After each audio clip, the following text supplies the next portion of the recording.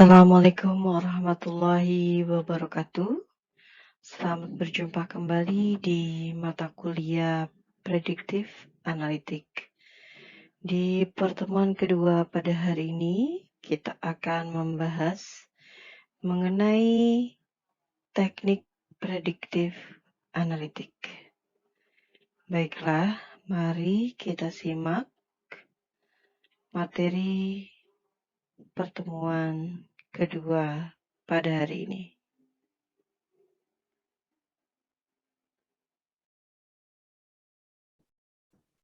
Oke, baik. Assalamualaikum warahmatullahi wabarakatuh. Terima kasih atas kehadiran rekan-rekan mahasiswa pada pertemuan prediktif analitik di pertemuan kedua. Ya, jadi kalau kemarin kita sudah belajar gitu ya mengenai definisi dari konseptual prediktif analitik.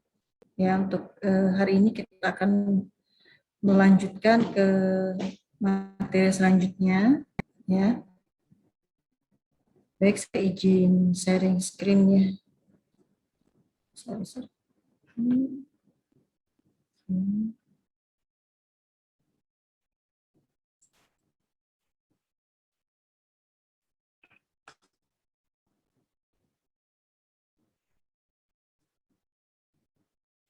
Ya, baik, hari ini kita akan membahas mengenai implementasi prediktif analitik ya pada dunia bisnis.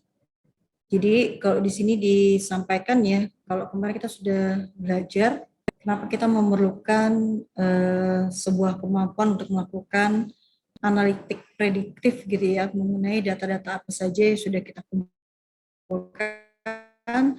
Nah, kemudian kalau kita memiliki data yang besar saja, tapi kita harus memiliki kecenderungan atau tren apa saja sih gitu ya yang kita miliki di dalam data yang kita punya. Ya, jadi kalau di sini disebutkan ya, dalam sebuah bisnis perlu mengetahui tren yang berada pada posisi terbaik dan mengapa tren tersebut bisa terjadi. Nah, dari sini juga kita bisa melihat adanya peta persaingan dari bisnis. Ya, kemudian bagaimana caranya kita bisa melakukan mitigasi dari resiko yang mungkin muncul, ya yang mungkin ada di dalam persaingan dunia industri. Jadi kalau kalian lihat ya, saat ini mungkin kalau seperti Mart ya, nah kita bayangkan ya, dua-duanya ini untuk lokasi selalu berdekatan. Sehingga apa? Sehingga mereka harus bisa memiliki keunggulan kompetitif lah, itu yang bisa mereka share ke konsumen.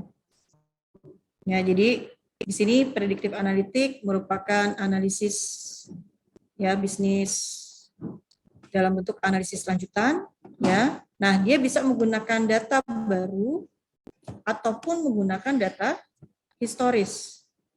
Ya, artinya apa? Dia bisa memprediksi kalau menggunakan data yang baru.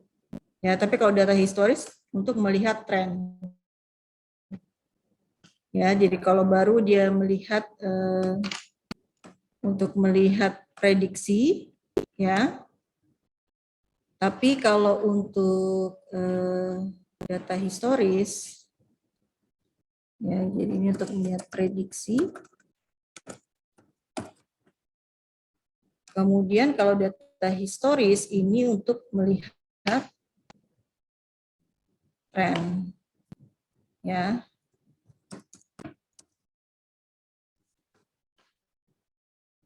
Seperti itu.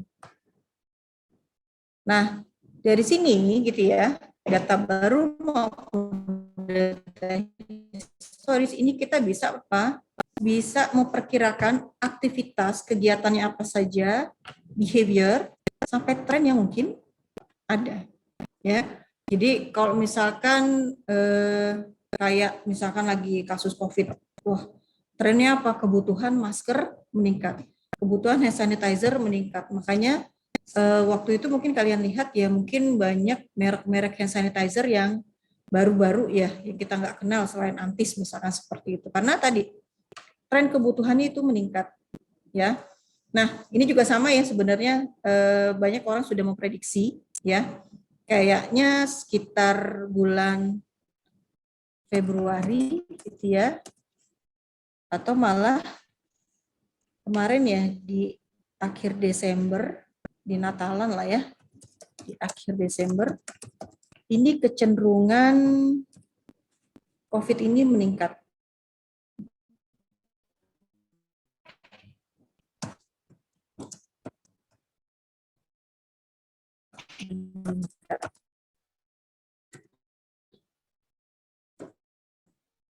Ya orang sampai buat seperti itu. Jadi saya pernah naik car gitu ya, ngobrol sama drivernya, dia bilang, lihat aja ya Bu, nanti hari Desember dia sih meningkat, ya seperti itu biasa.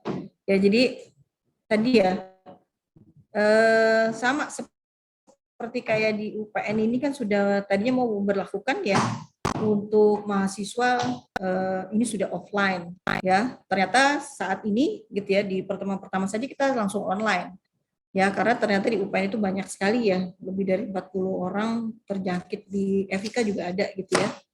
Ada dosen maupun pendik yang kena COVID varian baru ya, Omikron. Nah, akhirnya apa tadi?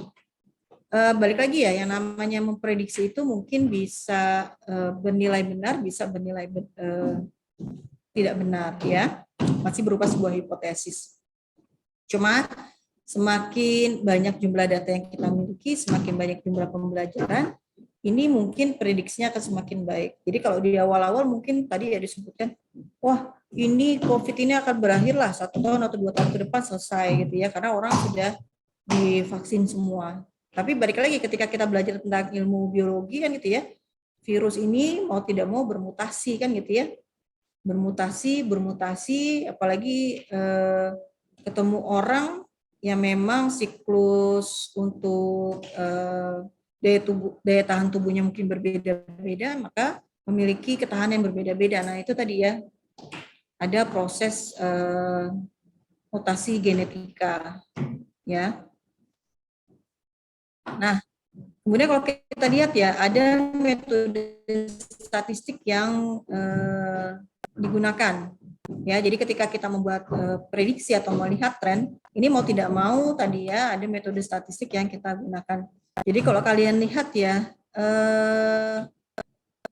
apalagi kita berada di ilmu komputer kan gitu. Ya, ilmu komputer ini mau tidak mau, apalagi untuk irisan dari keilmuan di bidang memprediksi ini mau tidak mau pasti menggunakan perhitungan, ya. Dan juga ada algoritma yang kita gunakan ya, algoritma yang memang bisa kita gunakan untuk melakukan prediksi. Ya, kemudian ada penggunaan machine learning ya untuk melakukan identifikasi dari tren ya dalam data, dan juga kita bisa melakukan prediksi ya, prediksi perilaku di masa depan. Ya. Jadi inilah ketika kita memiliki model ya, sebuah model yang memang bisa kita gunakan dan memang sudah melalui proses pembelajaran yang baik ya, maka kita bisa membuat prediksi ya yang bisa digunakan untuk mitigasi resiko lah ya di masa yang akan datang. Nah, kita bayangkan ya ketika kita bisa melakukan prediksi sama seperti saat ini ya. Kenapa kok banjir terus nih gitu ya? Berapa lama nih? Oh, Jakarta itu sudah tenggelam berapa meter gitu ya. Ini karena apa gitu. Nah, itu kita bisa melakukan prediksi. Atau sama ketika ada gempa bumi, kemudian gempanya ini dengan kekuatan yang besar sekali gitu ya, misalkan di atas 7 gitu ya, mungkin tadi dari beberapa kali data, dari beberapa kali informasi bahwa di atas 7 misalkan itu kecenderungan menghasilkan tsunami misalkan, sehingga apa, walaupun nggak selamanya ketika 7 atau 8 tiba-tiba langsung datang tsunami gitu ya, tapi dari beberapa kali kejadian ini terjadi seperti itu. Ya, balik lagi ya, yang namanya prediksi mungkin nanti akan ada pecilan kan gitu. Ya, atau outlier. Outlier ini yang memang harus bisa ditangani dengan baik ya. Seperti itu. Jadi ada orang yang kena petir langsung meninggal gitu ya, tapi ada orang kena petir kok dia masih hidup ya. Nah, itu tadi. Ini harus dianalisis kenapa ya kok bisa seperti itu. Jadi pecilannya mungkin dia langsung kena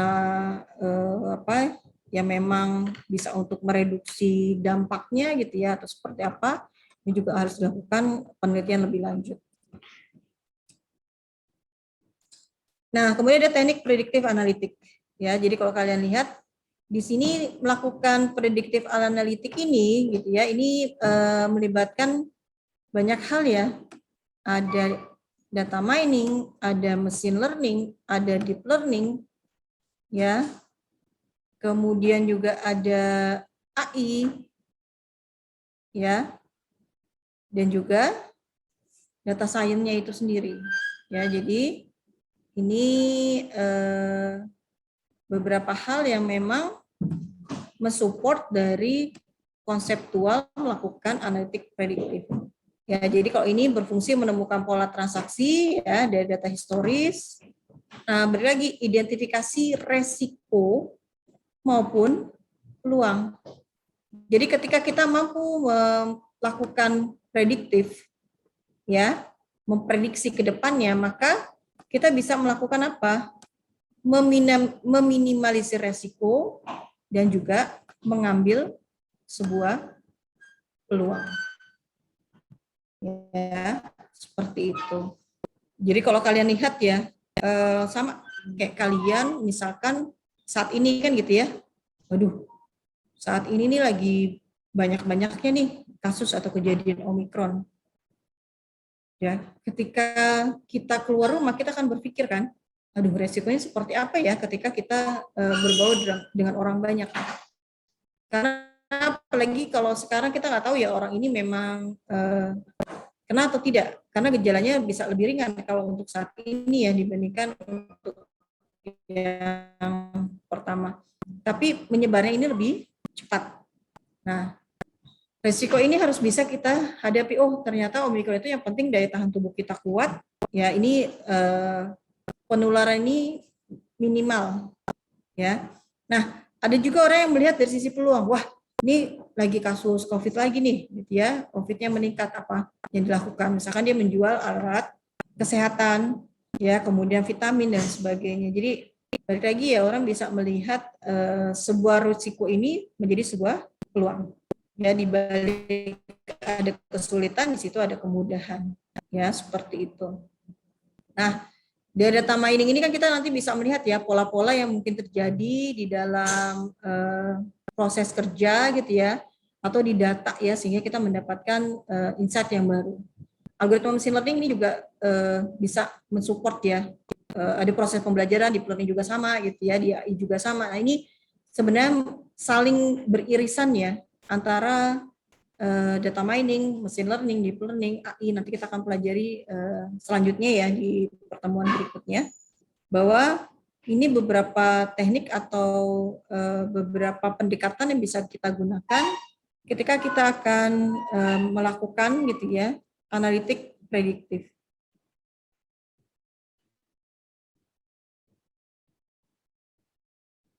Ketika kita punya sebuah masalah gitu ya, tapi kita nggak punya data historikal, ini biasanya untuk mengambil sebuah keputusan akan sulit. Ya, tapi ketika kita sudah tahu tren, ya, ini akan mudah. Sebenarnya sama ya kayak kasus sekarang kedelai ini lagi mahal lagi. Harusnya ketika ini sudah beberapa kali kejadian sih sebenarnya. Harusnya pemerintah sudah tahu ya tren kedelai ini pasokannya berkurang dan harganya mahal ini di kapan ya. Sedangkan kita tahu ya orang Indonesia itu ketika makan itu enak ya, ketika makan tempe dan tahu kan itu jadi menu pelengkap. Nah itu kan harusnya ketika tempe dan tahu ini nggak ada jadi berkurang selera makannya misalnya seperti itu ya. Nah ini harusnya bisa diantisipasi kan gitu ya, entah itu kita swasembada untuk kacang kedelai kah gitu ya. Atau kalau import ya memang dipertimbangkan untuk harga dan sebagainya ini seperti apa. Ya kalau dulu mungkin Indonesia bisa swasembada pangan. Ya tapi kalau sekarang kok kita sepertinya lebih banyak mengimpor. Ya seperti itu. Nah ini beberapa data historis atau sama ya kayak kasus minyak lagi langka. Ya jadi kalau ibu-ibu tuh ke swalayan sekarang minyak yang harganya murah-murah itu biasanya sudah habis. Ya ada yang minyak kedelai gitu ya, minyak sunflower, jagung dan lain sebagainya itu yang harganya lumayan. Ya, yang minyak-minyak biasa itu biasanya sudah habis. Orang biasanya beli, itu tadi ya, sekarang zaman serba mahal sehingga apa? Orang dibatasi kan beli minyak hanya boleh 2. Nah, sehingga apa? Banyak orang nggak kenal sama keluarganya sendiri. Karena apa? Jalan berdua anaknya pura-pura nggak kenal sama ibunya kan gitu. Ya, ini fungsi gitu ya ketika kita memiliki data historis kita bisa melihat resiko ke depannya seperti ya. Sama ya kayak kalian kan ketika saat ini nih kalian prediksi ke depan gitu ya. Ketika kalian lulus ini angkatan 2019. Sekarang kuliah sudah MBKM. Ya, tuntutan dunia industri semakin tinggi. Ya.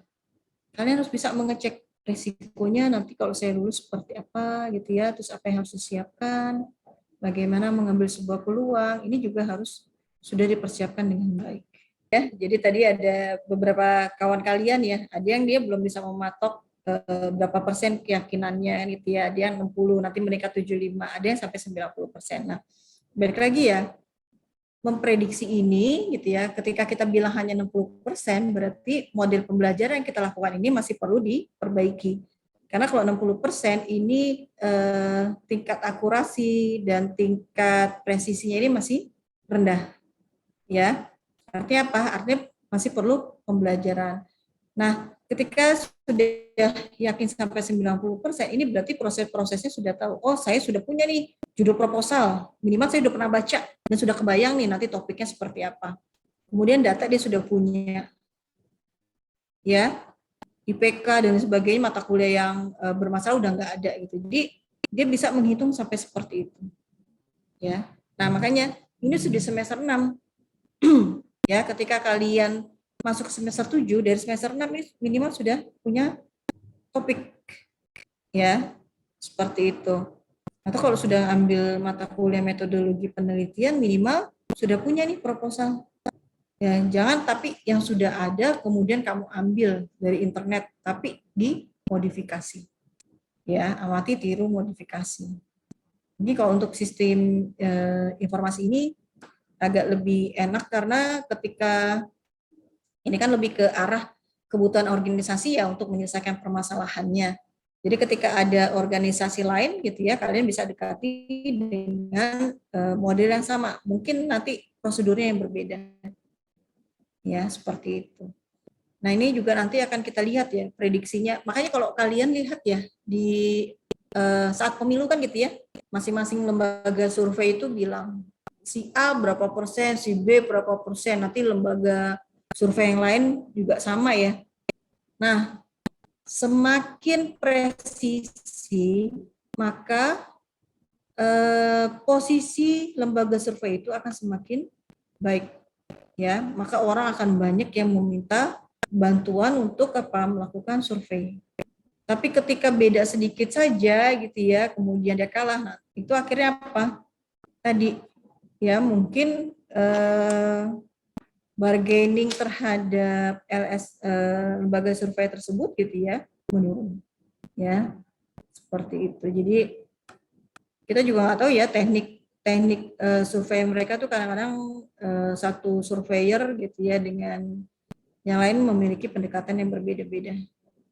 Ya, tapi kan nggak mungkin juga ya dari Sabang sampai Merauke semua TPS didatangi satu-satu gitu ya kemudian ditanya ya Seperti itu, dia butuh banyak sekali dana ya. Jadi kalau di dalam survei, sebenarnya biaya yang paling besar itu tadi ya, pengambilan data.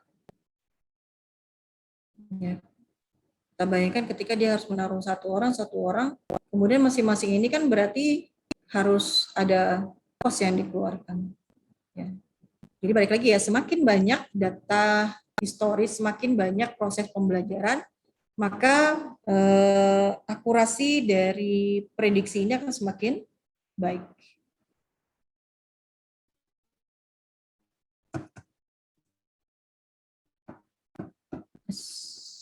Oke. Nah, kalau kalian lihat ya di sini ada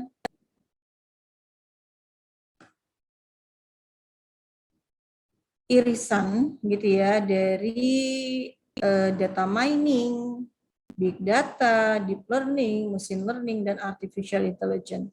Jadi kalau kalian lihat ya, AI teknis kecerdasan secara lengkap dan luas. Jadi dulu gitu ya, di awal-awal ini yang kita lihat adalah di AI ya. Keilmuan yang paling tua ini di AI. Kan gitu ya, artificial intelligence. Jadi dia mengadopsi cara berpikir manusia atau bagaimana membuat mesin menjadi sebuah cerdas ya. Dulu ada orang yang namanya Turing ya, bukan Turing naik motor jalan-jalan itu ya. Jadi Alan Turing susah pakai. Ya, jadi ada yang namanya Alan Turing ya. Dia membuat sebuah percobaan. Ya. Di mana ketika manusia ya atau user ini dia tidak tahu ya apakah dia berinteraksi dengan mesin atau berinteraksi dengan manusia. Atau sama ya, kayak dulu saya masih kecil itu kalau ngangkat telepon, namanya masih kecil ya, paling senang tuh mainan telepon kan gitu ya. Telepon malam-malam kemana aja gitu. Tentu ada yang ngangkat, ada orangnya nih gitu kan. Saya tutup lagi, saya telepon ngacak lagi kan. Ketak-ketik gitu kan. Ada lagi yang ngangkat. Saya pikir dulu masih kecil itu adalah manusia kan gitu ya. Tapi pas sudah besar, ternyata itu operator mesin kan gitu ya. Veronica lah kalau kita bilang sekarang kan gitu ya. Seperti itu. Jadi ketika user berinteraksi, kita nggak tahu gitu ya, ternyata kita berinteraksi dengan mesin bukan dengan manusia. Ya ini awal mula ya. Seperti itu. Nah, ilmu dari artificial intelligence ini juga banyak ya. Jadi ada robotika, expert system, NLP, natural language processing, ini juga masuk di dalam artificial intelligence. Nah, kemudian muncul lagi nih, ya, yang namanya ya machine learning. Nah, di machine learning ini gitu ya, ini walaupun banyak algoritma yang sama dipakai ya, tapi dia lebih dalam lagi mempelajari, ini pembelajaran terus-menerus gitu ya, sehingga dia bisa mendapatkan hasil yang lebih optimal. Ada lagi konseptual dari data mining ya, jadi dia irisannya banyak nih, ada AI, ada machine learning, ada deep learning, dan ada juga big data. Ya, tapi big data ini juga sama ya, ada irisannya juga ke data mining ya. Jadi makanya kalau kalian lihat ya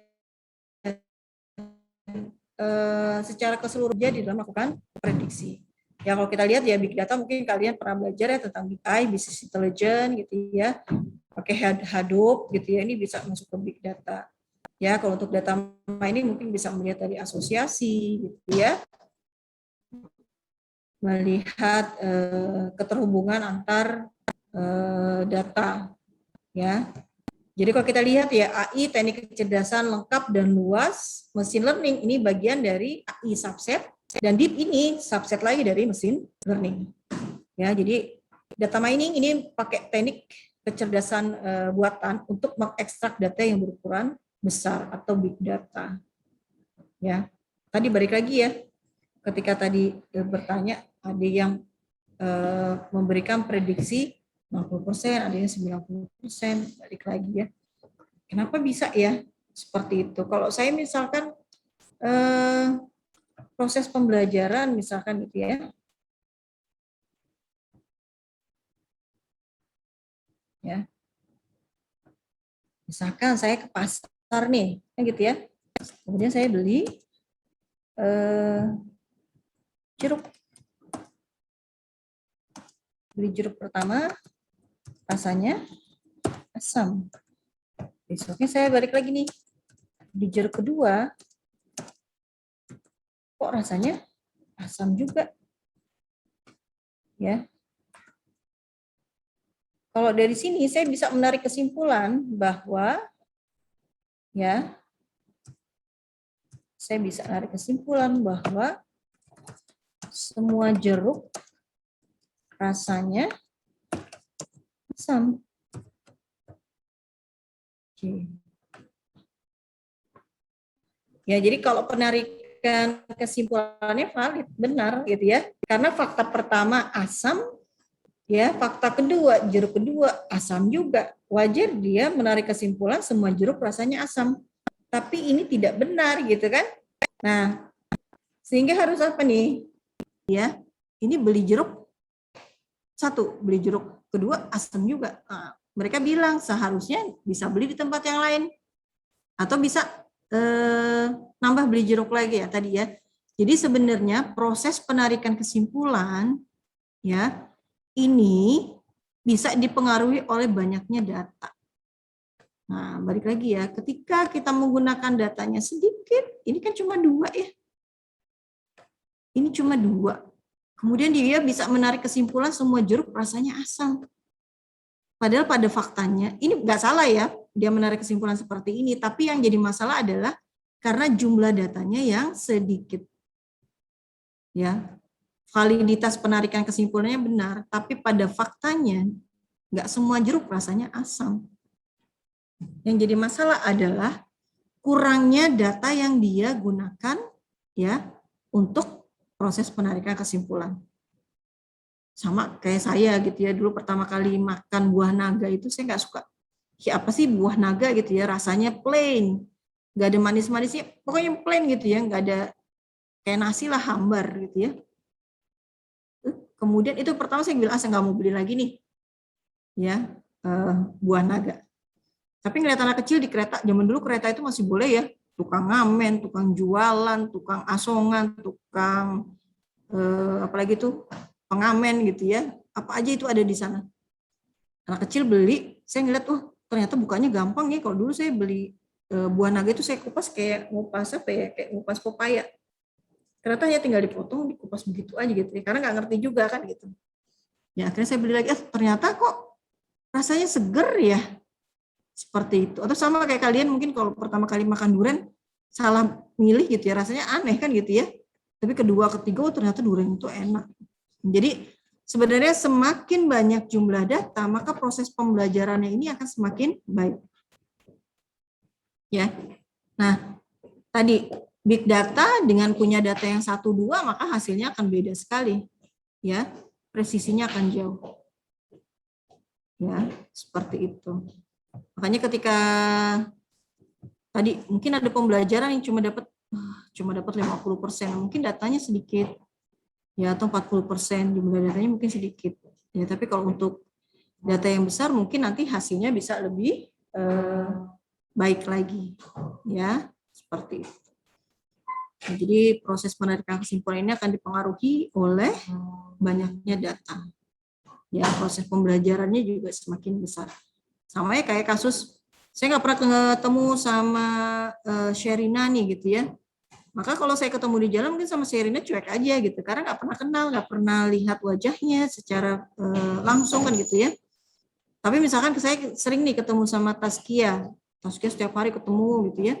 Mungkin kalau di jalan dari jauh aja saya tahu, oh itu Taskia gitu ya, karena gestur tubuhnya sudah biasa dilihat kan gitu ya, cara berjalannya gitu ya. Mungkin akan lebih mudah gitu. Jadi semakin sering kita bertemu dengan seseorang, mungkin kita akan lebih mudah sekali mengenali ciri-cirinya ya, ciri-ciri yang dimiliki. Ini tadi. Jadi sebenarnya pengenalan pola yang ada gitu ya, itu akan membantu melihat atau mengambil dari ciri-ciri ya, ciri-ciri dari apa namanya, sebuah pola data.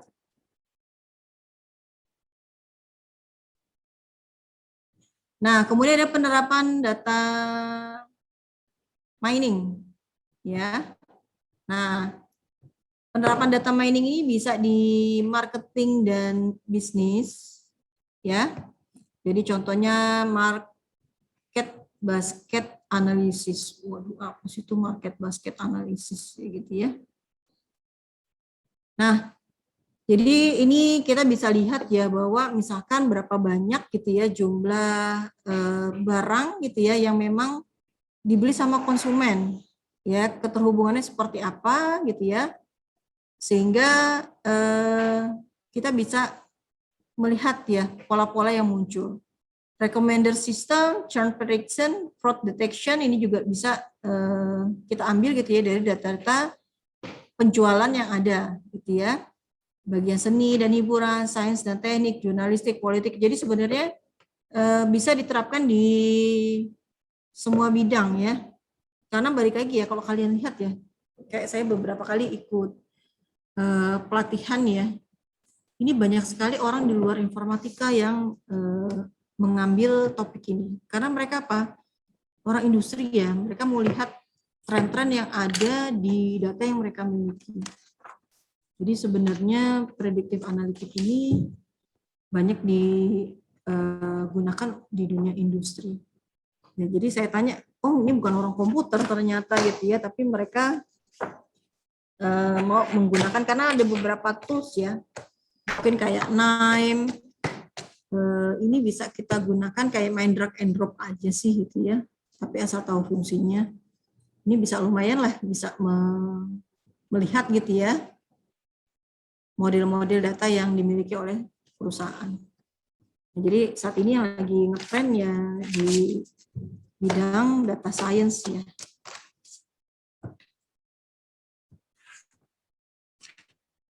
Nah, mining itu apa sih sebenarnya? Ya, mining ini apa? Menemukan pola baru ya dari kumpulan data yang sangat besar.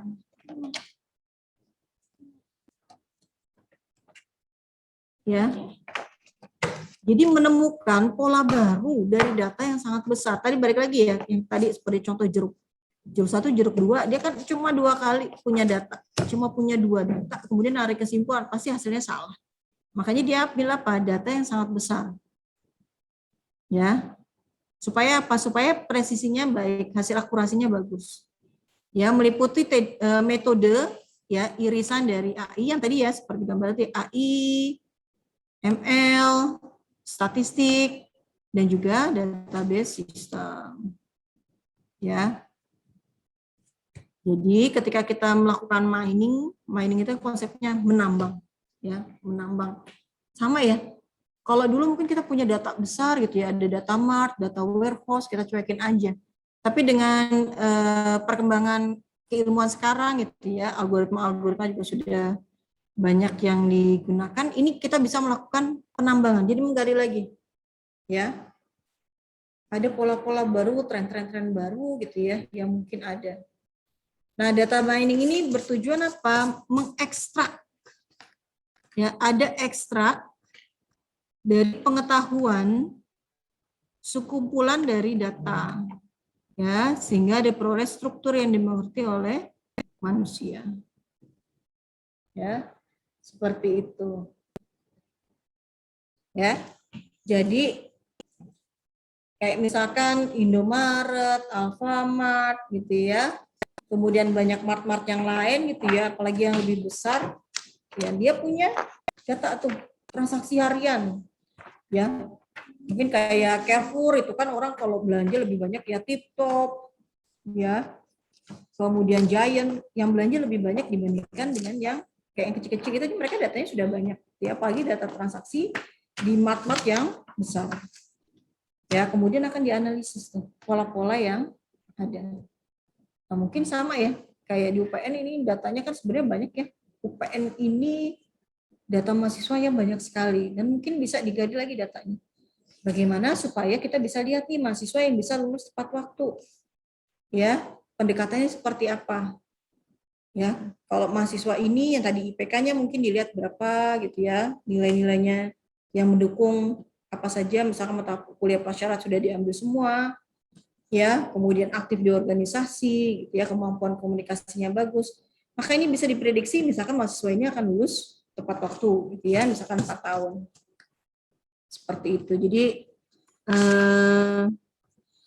mungkin organisasi-organisasi ini bisa memiliki pendekatan-pendekatannya sendiri ya sesuai dengan data yang mereka miliki, ya.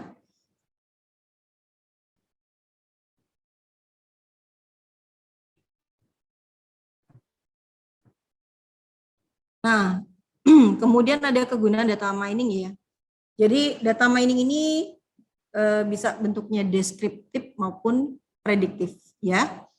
Kemudian ini ada klasifikasi data ya. Ini akan dicari atau dilihat berdasarkan jenis data ya, atau melakukan apa, klasterisasi data ya. Jadi dilakukan apa, pengelompokan data ya. Kemudian ada regresi untuk melihat model data. Deteksi anomali, ini ada data-data yang anomali ya. Kemudian ada dependency modeling, jadi kita bisa melihat relasi antar tabel maupun ada summary, ya, melakukan representasi dan juga visual data. Nah, data mining ini digunakan untuk mencari pola yang tadi ya, dapat dipahami, ada karakteristik, membentuk model, ya, yang bisa digunakan untuk melakukan prediksi, ya. Jadi tadi ya pola-pola. Oh, pola mahasiswa yang bisa lulus tepat waktu kalau untuk di UPN. Tapi kalau untuk di MAT mungkin bisa melihat pola tren gitu ya, bulan Desember ya, karena Natal misalkan gitu ya. Kalau untuk Ramadan mungkin kita akan lihat ini tren ini kenapa ya, banyak kebutuhan misalkan mentega, gula dan sebagainya kok meningkat. Oh, ini ternyata nih pas lagi Lebaran misalkan. Atau Imlek Februari ini pasti banyak apa? Jeruk ya, biasanya kan gitu ya, jeruk dan musim hujan. Nah, tadi itu trennya bisa kita lihat. Ya, ini pola-pola yang mungkin bisa kita gunakan dengan baik. Ya tadi ya, orang kan berpikir kan gitu ya, wah ini sudah memasuki bulan Februari gitu ya, ini udah mulai musim hujan misalkan seperti itu. Kalau masih zaman saya mungkin hujan itu normal ya, setiap bulan yang belakangnya ber memang pasti hujan. Di luar itu ya enggak. Ya, jadi Januari, Februari, Maret, April, Mei, Juni, Juli, Agustus ya musim panas kan gitu ya. Nanti kalau udah September, Oktober, November, Desember itu memang musim hujan. Jadi ketika saya masih kecil tuh gampang. Tapi kalau sekarang kan cuaca ini berubahnya sangat ekstrim ya. Kita nggak bisa bilang Januari musim panas, tapi ternyata musim hujan. Ya, jadi kalau sekarang mungkin prediksi cuaca ini bisa berbeda ya. Kalau dulu orang gampang menghitungnya kan gitu ya. Bulan ini pasti musim hujan gitu. Tapi kalau sekarang kan nggak bisa kita prediksi kalau untuk cuaca. Ya, seperti itu.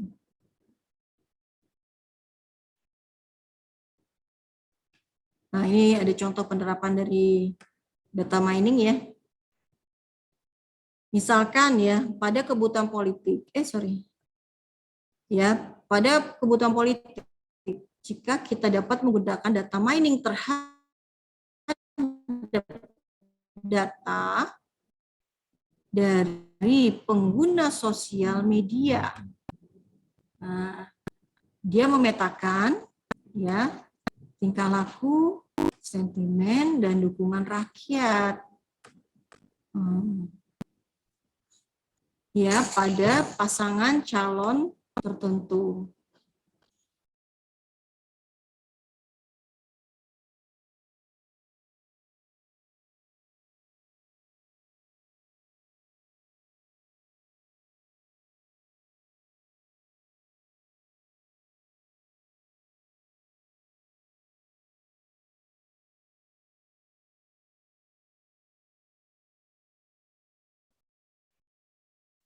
ketika kita mau ada pemilu, pilkada gitu ya, ini bisa kita manfaatkan nih.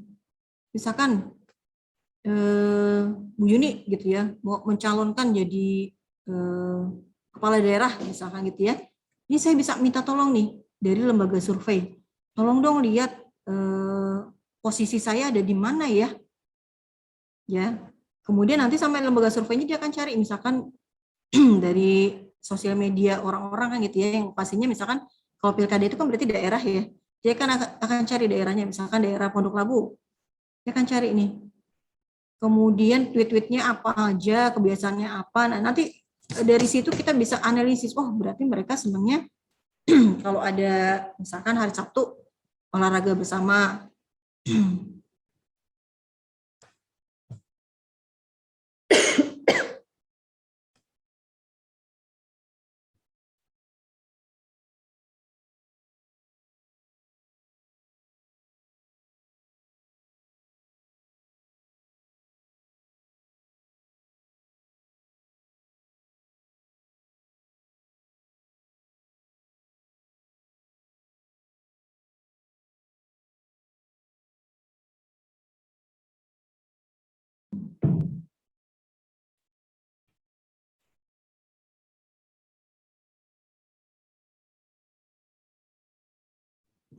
Oke, jadi ketika saya misalkan mau mencalonkan menjadi pimpinan daerah, ini saya bisa berkonsultasi dengan lembaga survei gitu ya untuk melihat posisi saya di mana. Atau nanti saya bisa misalkan kalau ketika mau ajang pemilihan kan berarti saya harus mencari simpatisannya. Cara mencari simpatisan itu juga bisa dilihat nih, gitu ya. Mereka sukanya apa sih, ngapain aja gitu ya. Terus apa yang mereka nggak suka, apa yang mereka nggak suka gitu ya, sehingga posisi kita ini bisa kita lihat dengan baik, ya seperti itu.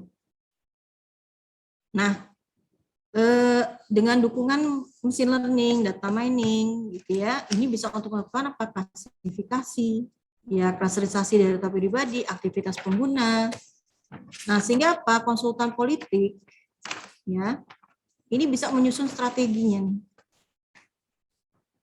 Ya, oh, kalau misalkan orang-orang daerah, mungkin mereka senangnya apa? Ada dangdutan gitu ya, makanya dibikinlah dangdutan, misalkan gitu ya. Nanti di dangdutan sambil kasih tahu visi misi dari balon tersebut ya, bakal calon pimpinan misalkan seperti itu. Ya. Jadi propaganda ini tepat sasaran. Ya. Propaganda ini bisa tepat sasaran. Jangan sampai dia udah keluar uang banyak tapi ternyata salah sasaran kan gitu. Kalau orang dikasih uang ya terima-terima aja kan gitu ya. Tapi milih belum tentu kan gitu. Nah, ini bagaimana caranya supaya ketika kita memberikan ke orang tersebut memang benar-benar mau memilih kita seperti itu. Nah, tapi tetap aja ya, ketika makanya kalau kalian punya media sosial gitu ya, jangan terlalu open juga, bahaya juga ya. Kecuali memang kalian bikin private ya, hanya kalau kalian kenal banget is okay lah gitu ya. Tapi kalau enggak mungkin nanti data kita bisa disalahgunakan. Ya makanya di sini apa?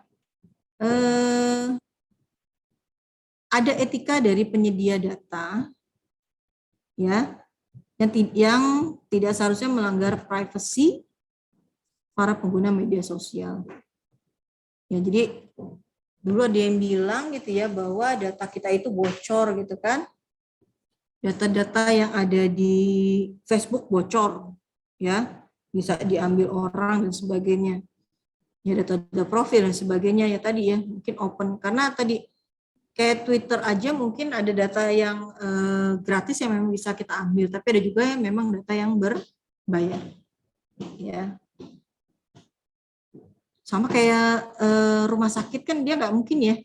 Misalkan Presiden A gitu ya, wah Pak Presiden sakit anu nih misalkan gitu ya, atau Menteri A gitu ya, eksim dan sebagainya, nggak boleh dia menyebarluaskan medical record dari pasiennya. Nanti juga sama kayak WA kan gitu ya, WhatsApp, dia bilang dia nggak bisa dengar percakapan antara usernya dia karena ada yang tadi ya dilindungi oleh sekuritas yang mereka sudah buat, ya seperti itu. Oke, ini working space nanti bisa kalian lihat ya.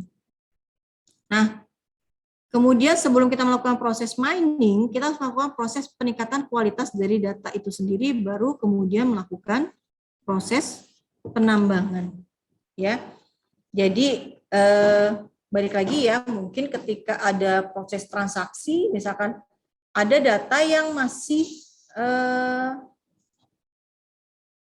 belum bersih, ya, ataupun mungkin ada data yang tidak lengkap. Nah, sehingga apa? Sehingga harus dilakukan proses peningkatan kualitas. Kalau dari gambar, mungkin tadi ya gambarnya samar-samar, akhirnya ditingkatkan, dicari cirinya, baru dilakukan proses pengolahan. Ya, seperti itu. Nah, kalau sekarang mungkin kalian bisa lihat ya bahwa security system saja gitu ya, ini kita bisa pakai captcha yang dalam bentuk gambar ya, image. Kita disuruh cari misalkan mana ini yang lampu merah gitu ya, mana ini mobil, sepeda dan sebagainya. Ya, seperti itu. Nah, kemudian di sini ada himpunan dan jenis atribut. Jadi atribut ini ya, ini adalah entitas atau karakteristik data. Ya. Atau karakteristik data yang membedakan data lain gitu ya dalam sebuah himpunan data.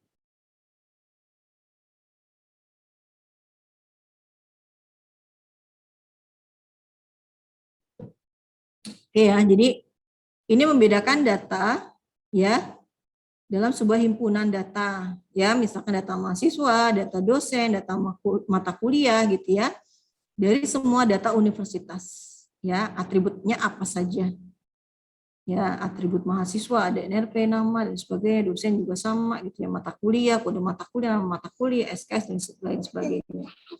Atribut ini dibedakan menjadi atribut nominal, atribut biner, atribut numerik, atribut ordinal, atribut diskrit, dan kontinu. Ya, tapi kalau ini standar lah ya untuk database, kan kalian sudah belajar ya. Jadi kita harus bisa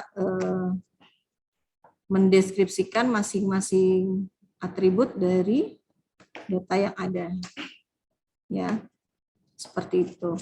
Yang jelas satu atribut dengan atribut yang lain untuk membedakannya itu, misalkan dosen, mahasiswa, mungkin mahasiswa dibilangnya NIM, dosen dibilangnya kode dosen gitu ya, atau NIK dan sebagainya. Oke, kita lihat satu persatu untuk atribut nominal. Nah, atribut nominal ya, ini menggambarkan kategori seperti kode atau status yang tidak memiliki urutan. Ya, jadi dia ya ini membentuk pengkodean ya, tapi tidak memiliki urutan ya, misalkan silver, gold atau platinum ya. Nah, bisa juga tidak bernilai teks ya, bisa juga bernilai numerik, misalkan warna merah 0, putih 1 dan sebagainya gitu ya. Ini untuk atribut nominal ya, seperti itu.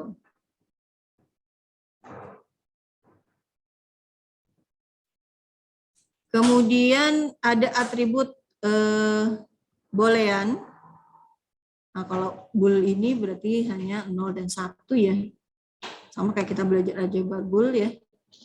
Jadi memiliki dua kategori nilai 0 atau 1.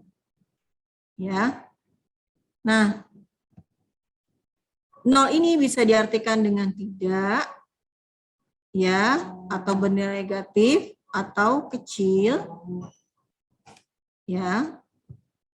Kemudian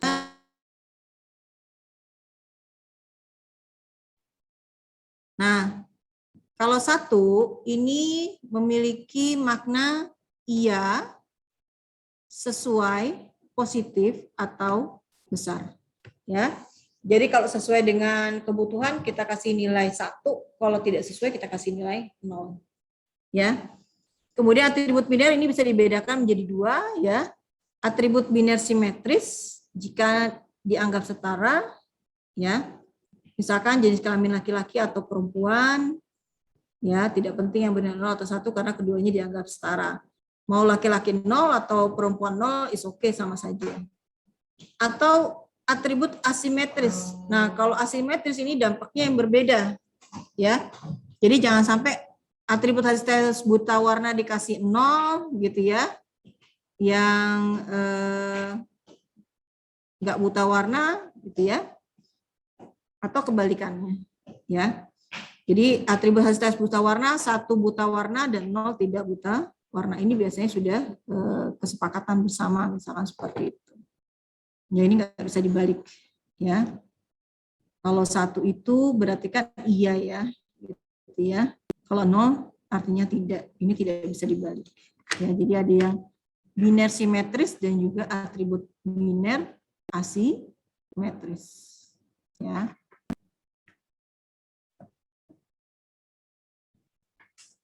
Oke, kemudian ada juga atribut numerik.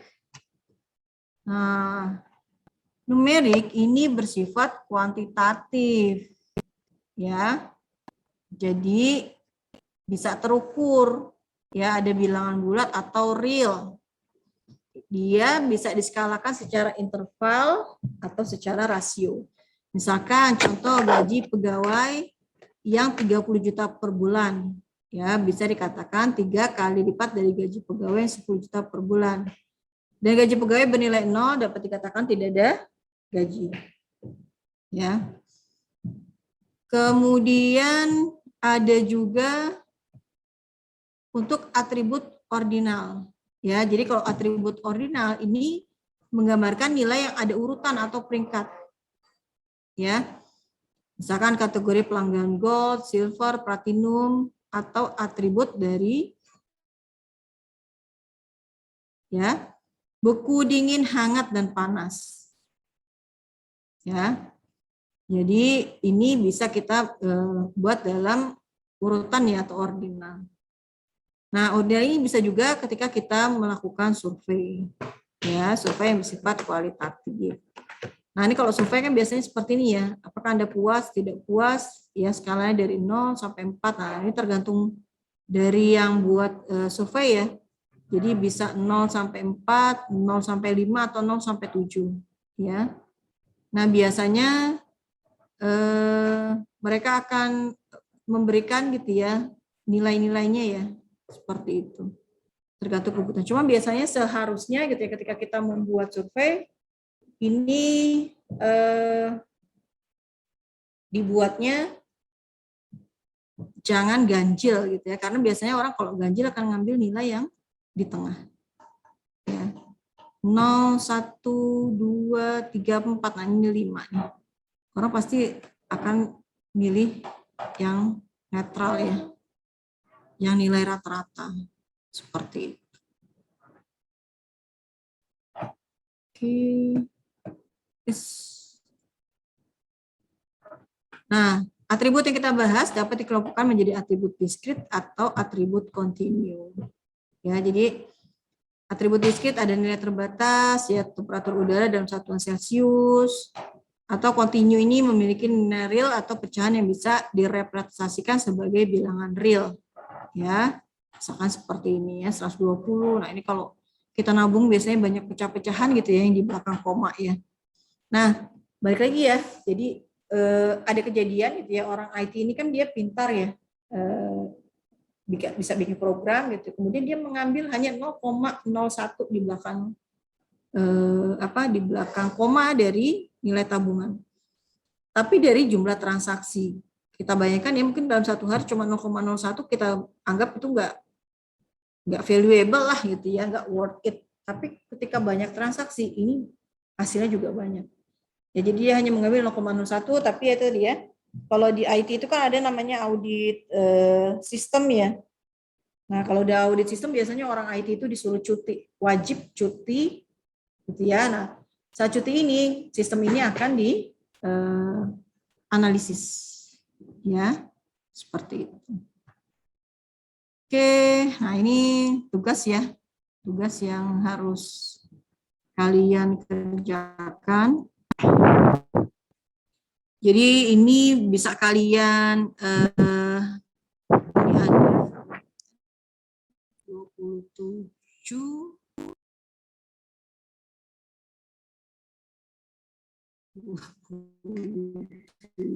55 ya.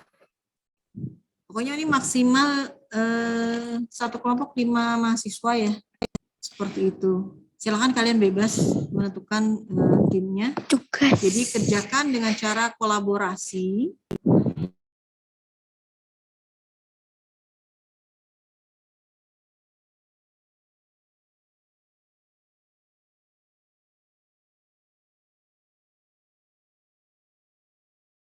Ya, jelaskan bagaimana cara gitu ya. Ini tinggal kalian bagi aja ya. Seperti itu. Jadi contoh market basket analisis 2 contohnya gitu ya. Jadi kasih tahu dulu nih market basket analisis ini cara kerja seperti apa, channel prediction itu apa, fraud detection apa, kemudian cari contohnya. Ya, seperti itu. Baik, demikian materi yang bisa kami sampaikan pada hari ini. Mudah-mudahan apa yang sudah kami sampaikan bisa memberikan pencerahan dan bisa membantu kalian memahami dengan lebih baik mengenai konsep dari melakukan prediktif analitik. Baik, perkuliahan pada hari ini saya akhirkan. Mohon maaf apabila terdapat kesalahan, baik yang disengaja maupun yang tidak disengaja. Akhirul kalam, wabillahi taufiq wal hidayah. Wassalamualaikum warahmatullahi wabarakatuh.